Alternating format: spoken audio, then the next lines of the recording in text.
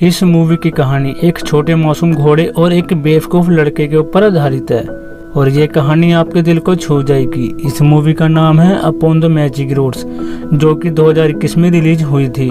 तो मूवी की शुरुआत में एक बिजली से भी तेज रोशनी गेहूं के खेत पर आकर गिरती है, जिस वजह से उस खेत की फसल तहस नहस हो जाती है। और उसकी अगली सुबह हमें उस खेत के मालिक को दिखाया जाता है, जिसके 3 बेटे होते हैं।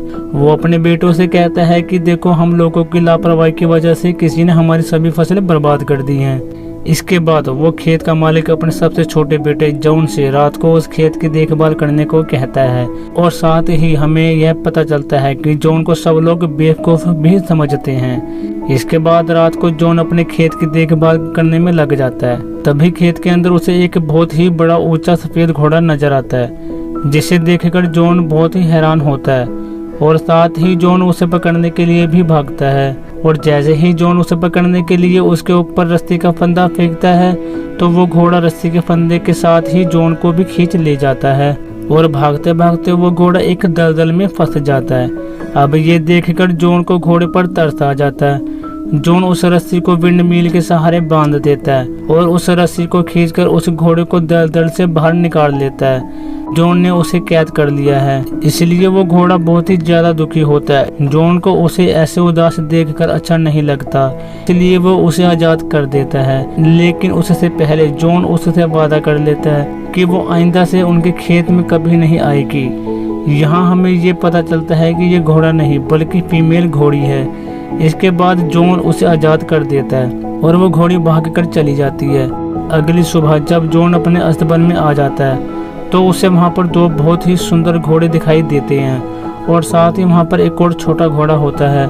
और वो छोटा घोड़ा उसी घोड़ी का बेटा था, जिस घोड़े को रात को जॉन ने आजाद किया था। इस छोटे घोड़े का नाम फॉल होता है और वो जॉन से कहता है कि मेरी मॉम तुमसे बहुत खुश है, इसलिए उन्होंने तुमको ये 2 घोड़े गिफ्ट में दिए हैं।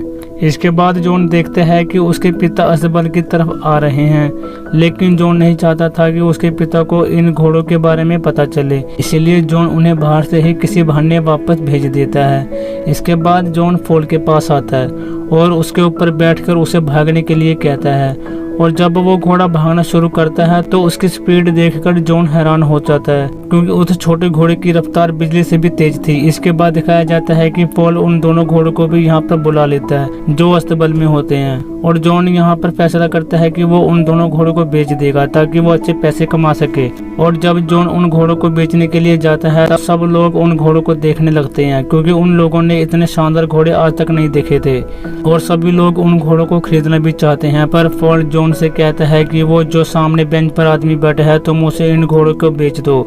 लेकिन जॉन के मन में लालच आ जाता है। वो कहता है कि वो इन घोड़ों को किसी आम इंसान को नहीं बेचेगा, वो इन घोड़ों को राजा को बेचेगा ताकि उसे अच्छे पैसे मिल सके। अब जॉन राजा के महल में जाता है इन घोड़ों को बेचने के लिए। राजा इतने सुंदर घोड़ों को देखकर चौंक जाता है, लेकिन तभी राजा का मंत्री राजा से कहता है कि ये घोड़े इस लड़के के नहीं हो सकते, जरूर इस लड़के ने इन घोड़ों को कहीं से चुराया है। राजा को भी ये बात ठीक लगती है। वो घोड़े जॉन से ले लिए जाते हैं और बदले में जॉन को एक भी पैसा नहीं दिया जाता और राजा उन घोड़ों को ले जाता है। अब ये देखकर जॉन बहुत ही ज्यादा निराश हो जाता है। तभी फॉल ये देखकर बहुत जोर से चिल्लाता है, जैसे कि फॉल उन घोड़ों को कुछ सिग्नल दे रहा हो। तभी वो दोनों घोड़े भागते हुए वापस आते हैं। जिस बग्गी में राजा बैठा होता है, वो बग्गी आटे की बोरी के ऊपर पलट जाती है, जिससे राजा का सारा मुंह सफेद हो जाता है। लेकिन राजा जॉन को कुछ भी नहीं कह पाता, क्योंकि इसमें जॉन की कोई गलती नहीं थी। लेकिन राजा अब जॉन को इन घोड़ों की कीमत अदा करना चाहता है। तभी राजा का मंत्री राजा से कहता है कि क्यों न हम इस लड़के को काम पर रख ले, ताकि वक्त आने पर हम इससे अपनी बेइज्जती का बदला ले सके। राजा को अपने मंत्री की यह बात भी ठीक लगती है, इसलिए राजा जॉन को अपने यहाँ घोड़ों की देखभाल करने को कहता है और साथ ही जॉन भी इस जॉब को एक्सेप्ट कर लेता है। अब धीरे धीरे जॉन के काम से महल के सभी लोग बहुत खुश हो जाते हैं, क्योंकि जॉन ने अपने काम से सभी लोगों का मन जीत लिया था। लेकिन राजा का बस एक ही मकसद था, जॉन से अपनी बेइज्जती का बदला लेना और उसे खत्म करना।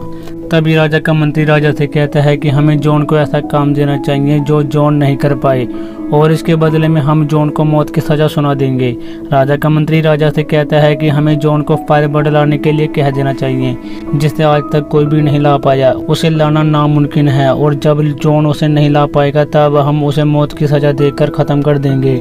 इसके बाद ये लोग ऐसा ही करते हैं और जॉन को वो लोग फायरबर्ड लाने को कहते हैं, और जॉन भी इस काम को एक्सेप्ट कर लेता है। लेकिन फॉल्ट जॉन से कहता है कि तुम्हें ऐसा नहीं करना चाहिए था, क्योंकि फायरबर्ड को लाना इतना आसान नहीं है। लेकिन जॉन ने इस काम के लिए राजा को हाँ कर दिया था, इसलिए फॉल्ट फायरबर्ड को लाने के लिए जॉन को अपने ऊपर बैठाकर बिजली से भी तेज रफ्तार से एक दूर जंगल की ओर ले जाता है, जहाँ फॉल्ट सबसे पहले जॉन को एक पेड़ के नीचे ले जाता है, जहाँ पर बहुत सारे ड्रीम नट्स पड़े होते हैं। फॉल्ट जॉन से कहता है कि तुम इन नट्स को उठा लो, क्योंकि ये ड्रीम नट्स फायरबर्ड को बहुत पसंद है, जिसे खाकर फायरबर्ड गहरी नींद में सो जाएगा और तुम उसे पकड़ लेना।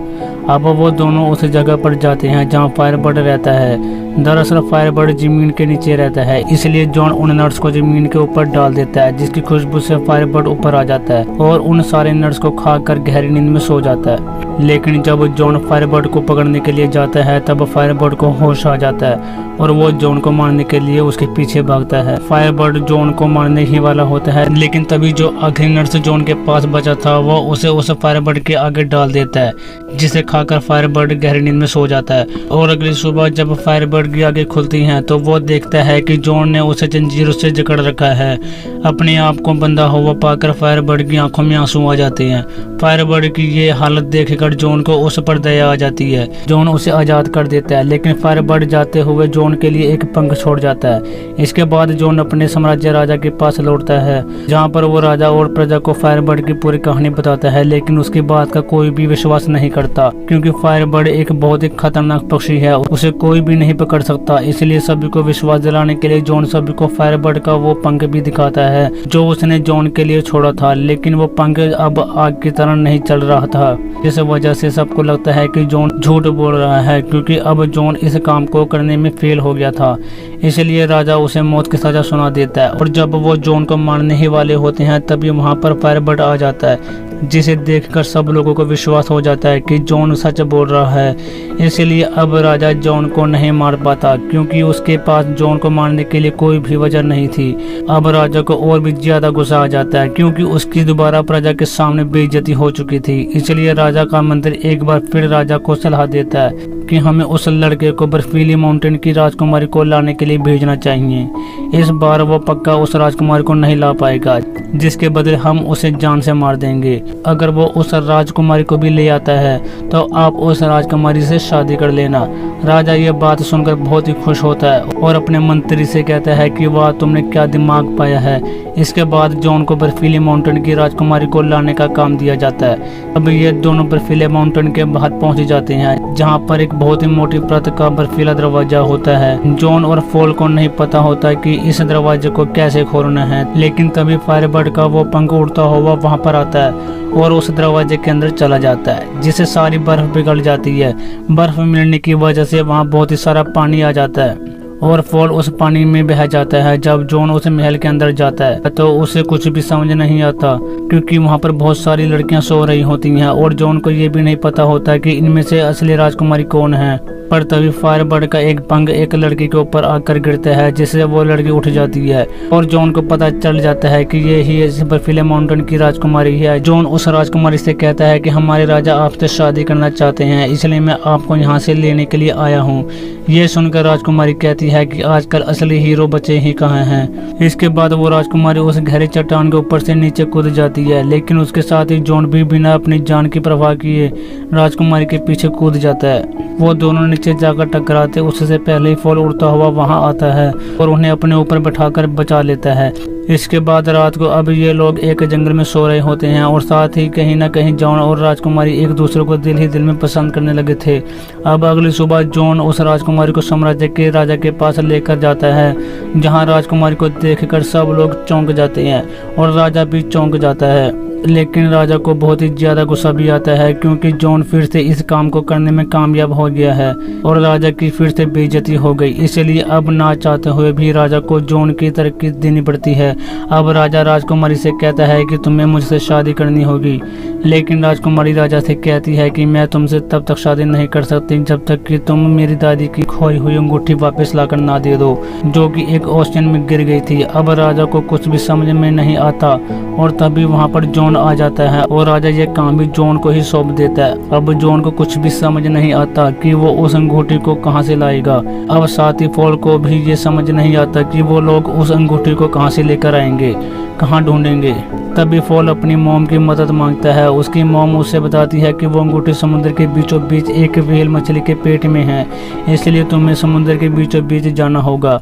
अब अगले ही पल फॉल जॉन को अपनी पीठ पर बैठाकर समुद्र के बीचों बीच ले जाता है, जहाँ पर फॉल के ऊपर से जॉन समुद्र में गिर जाता है और अंदर देखता है कि गहराइयों में बहुत सारी मोटी मोटी जंजीरें हैं, जिसमें एक व्हेल मछली फंसी हुई है। वो उस व्हेल मछली से पूछते हैं कि तुम्हें जंजीरों में किसने बांधा।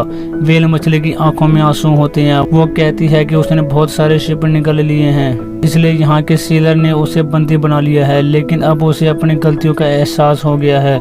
जॉन के दिमाग में एक आइडिया आता है और जॉन फॉल के ऊपर बैठकर उड़ते हुए उस व्हेल मछली के नाक के अंदर चला जाता है, जिस वजह से उस व्हेल को छींक आ जाती है और उसकी सारी जंजीरें टूट जाती हैं और साथ ही बहुत सारे शिप भी उस व्हेल के मुंह से बाहर आ जाते हैं। अब व्हेल मछली आजाद हो जाती है और वहां से चली जाती है। इसके अगले ही पल वहां पर एक केकड़ा आता है, जिसके हाथों में राजकुमारी की अंगूठी होती है, जिसे लेने के लिए जॉन यहाँ पर आया था। जब जॉन उस अंगूठी को लेने के लिए जाता है तो केकड़ा कहता है कि वो व्हेल मछली हर किसी के दिल की बात जान लेती है, इसलिए उसने तुम्हारे लिए ये तोहफा भेजा है। उसके बाद जॉन उस अंगूठी को लेकर वापस महल में जाता है और राजकुमारी के पास जाता है। राजकुमारी उस अंगूठी को देखकर बहुत ही ज्यादा खुश हो जाती है और अब राजकुमारी को समझ में आ जाता है कि जॉन ही असली हीरो है, वो उसके लिए कुछ भी कर सकता है। जॉन के पीछे फॉल भी होता है। फॉल को राजा देख लेता है और उसे गोली मार देता है, जिस वजह से फॉल नीचे गिर जाता है। इसके बाद जॉन पर ये इल्जाम लगाया जाता है कि वो राजकुमारी को किडनैप करने गया था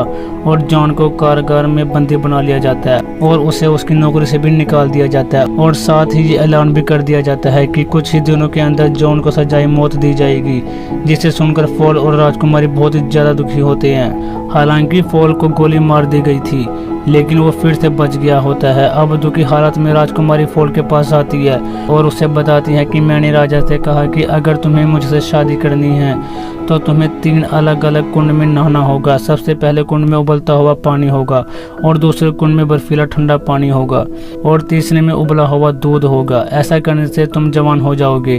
तभी राजा का मंत्री वहां पर आ जाता है और वो राजा से कहता है कि सबसे पहले वो इन चीजों को जॉन के ऊपर आजमाएगा, इसलिए जॉन को बचाने के लिए हमें उबलते हुए पानी वाले कुंड में मेरी दादी माँ की अंगूठी को डालना होगा और ठंडे बर्फीले पानी वाले कुंड में हमें फायरबर्ड के पंख को डालना होगा और उबलते हुए दूध वाले कुंड में हमें लाइफ और डेथ के फूल को।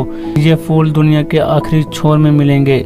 अब उस लाइफ और डेथ के फूल को लाने के लिए फॉल बिजली से भी तेज रफ्तार में उड़ जाता है और दुनिया के आखिरी छोर तक पहुंच जाता है और वहां उसे लाइफ और डेथ का फूल मिल जाता है। तभी उसे पता चलता है कि जो भी उस फूल को तोड़ेगा उसकी वहीं पर मौत हो जाएगी, लेकिन फॉल इस बात की चिंता ना करते हुए इस फूल को तोड़ लेता है। दूसरी तरफ हमें साम्राज्य को दिखाया जाता है कि जहाँ 3 बड़े बड़े कुंड मंगवाए जाते हैं, जिसमें पहले में उबलता हुआ पानी, दूसरे में बर्फीला पानी, तीसरे में उबलता हुआ दूध होता है। उसके बाद जॉन को प्रजा के सामने लाया जाता है और राजा उससे कहता है कि अगर तुम इस इम्तिहान में पास हो गए तो मैं तुम्हें आज़ाद कर दूंगा। इसके बाद जॉन को उस उबलते हुए पानी में धकेल दिया जाता है, जिसके साथ ही राजकुमारी अपनी दादी माँ की अंगूठी उस पानी के अंदर डाल देती है, जिससे जॉन की जान बच जाती है और दूसरे बर्फीले कुंड में जाकर गिरता है। तभी फायरबर्ड चलाता है, जिसे राजा ने ऊपर बांध कर रखा था। फायरबर्ड जानता है कि जॉन दिल का बहुत साफ इंसान है और उसने मेरी जान बचाई थी। फायरबर्ड जोर से चिल्लाता है, जिस कारण फायरबर्ड का वो पंख बाहर आ जाता है, जिसे एक बॉक्स में रखा गया था और वो पंख उस बर्फीले कुंड में जाकर गिरता है और जॉन की जान बच जाती है और तभी वो उस कुंड से बाहर आ जाता है और तीसरे उबलते हुए दूध वाले कुंड में जाकर गिरता है और इस कुंड के अंदर जॉन को बहुत टाइम हो जाता है। जिसके बाद राजकुमारी और प्रजा को लगता है कि जॉन मर गया है, क्योंकि सभी जॉन से बहुत प्यार करते थे। सभी लोग बहुत दुखी हो जाते हैं और जाने लगते हैं। लेकिन तभी वहाँ पर उड़ता हुआ फॉल आता है और उस लाइफ और डेथ के फूल को उस उबलते हुए दूध के कुंड में डाल देता है। अब अगले ही पल जॉन एक राजकुमारी की तरह उस कुंड से बाहर निकलता है, जिसे देखकर राजकुमारी और प्रजा बहुत ही ज्यादा खुश हो जाते हैं। लेकिन राजा जॉन से जीलियस फील करता है। अब राजा भी जॉन की तरह सुंदर और जवान बनना चाहता है, इसलिए राजा उसे उबलते हुए पानी वाले कुंड में कूद जाता है, जिसके बाद राजा एक बबल में कैद होकर बाहर निकलता है और वो बबल राजा को उड़ाकर ले जाता है, जिसे देखकर प्रजा बहुत खुश हो जाती है, क्योंकि राजा बिल्कुल भी अच्छा इंसान नहीं था। अब जॉन को इस साम्राज्य का नया राजा बना दिया जाता है, जिसके साथ ही वो राजकुमारी से शादी कर लेता है और सब लोग बहुत खुश हो जाते हैं। लेकिन फॉल को लगता है कि अब वो मरने वाला है, क्योंकि उसने लाइफ और डेथ का फूल तोड़ा है, जिस वजह से जॉन भी दुखी हो जाता है। लेकिन राजकुमारी फॉल को बताती है कि तुम नहीं मरोगे, ये बस एक इम्तिहान था जिसमें तुम बड़ी आसानी से पास हो गए। और इसी के साथ इस मूवी की हैप्पी एंडिंग हो जाती है। आई होप आपको ये मूवी अच्छी लगी होगी। अगर अच्छी लगे तो इस वीडियो को लाइक करके चैनल को सब्सक्राइब जरूर करें। धन्यवाद।